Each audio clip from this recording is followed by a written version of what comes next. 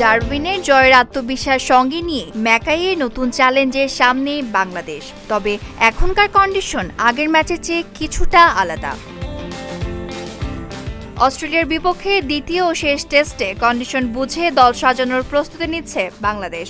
অধিনায়ক নাজমুল হোসেন শান্ত জানিয়েছেন, 5 পেসার ও 2 স্পিনারই ম্যাচ খেলার জন্য প্রস্তুত।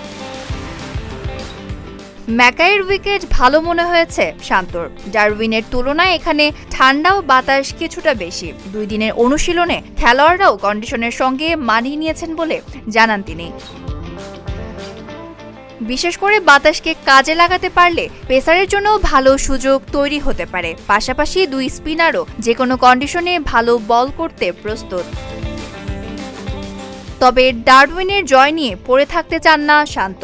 তার মতে সেই ম্যাচ এখন অতীত। ম্যাকাইয়ের কন্ডিশনের সঙ্গে মানিয়ে নিয়ে বাংলাদেশকে নতুন করে শুরু করতে হবে। শুরু হতে যাচ্ছে আসন্ন অস্ট্রেলিয়ার বিপক্ষে দ্বিতীয় ও শেষ টেস্ট। শেষ মুহূর্তের প্রস্তুতিতে কন্ডিশন অনুযায়ী বোলিং আক্রমণ সাজানোর সুযোগ রাখছে Bangladesh. Desk report, Dhaka post.